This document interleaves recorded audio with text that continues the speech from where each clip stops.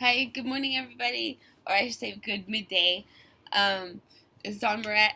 I was up very late, reconnecting with a friend of mine, very, very bright, amazing, wonderful, very just like super quick, smart, and just phenomenal individual.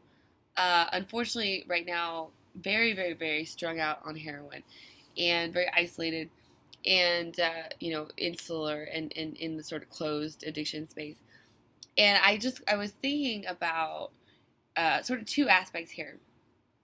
Once again, the other day I said, drugs are just another tool, right?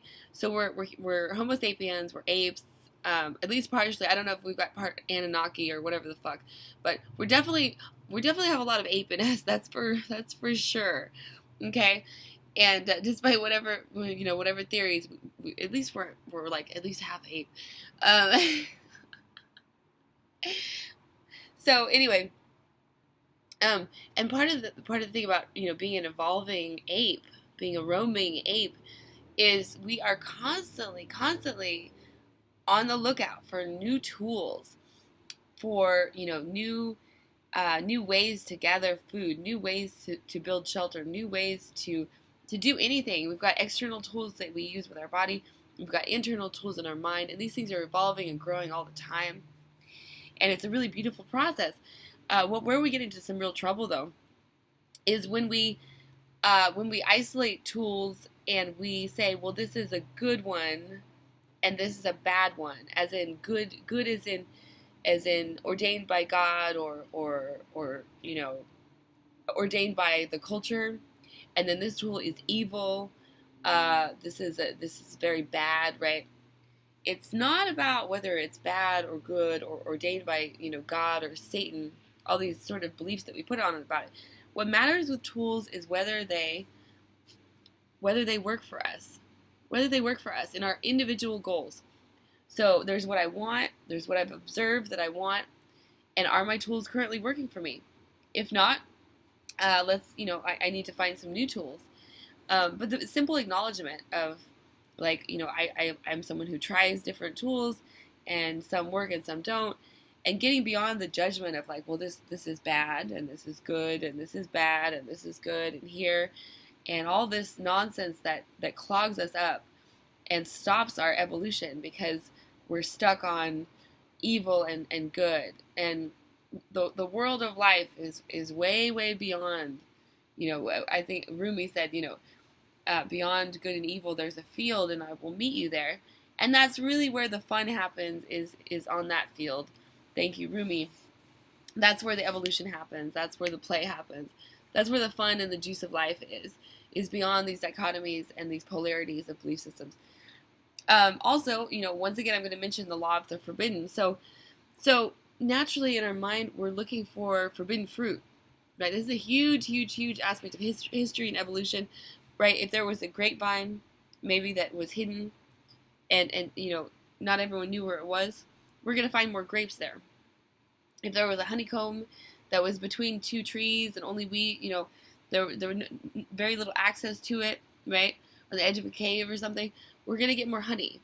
And this is something that's just biologically processed in us, that if something's hidden, or at least partially hidden, that we are going to check it out. We're going to see, if we can find some sort of, mother lode. And when we keep drugs, especially hard, when we keep heroin and all these things illegal, excuse me, I'm still getting over this cold. When we keep these things illegal, and yet people are still doing them, they're still an aspect of culture, but they're an evil aspect of culture. They're wrong. What we do really when we do this, we titillate the youth. We titillate the youth, and when I was growing up, there was like Kate Moss and a bunch of the heroin chic. There was Courtney Love and Angelina Jolie and a lot of celebrities that were messing around with heroin, and so I could see heroin in the media. Oh, there's like Pulp Fiction with John Travolta doing a bunch of heroin. There's Nirvana and all these, the whole doing a bunch of heroin, and it was very like, ooh, what is that? But yet, very much illegal. So I saw it in the media, and I could see it all over the place. But in In reality, it was illegal. And this is very much, well, so that titillates the hell out of young people. That titillates the hell out of rebellious young people. And it's just like sex. I mean, it's just exactly like sex. It's how they sell things. So we make something, broad out illegal. You can't be naked. You can't show your nipples. You can't masturbate in public. You can't pee in public. You got to hide everything behind closed doors, and it's evil and it's bad.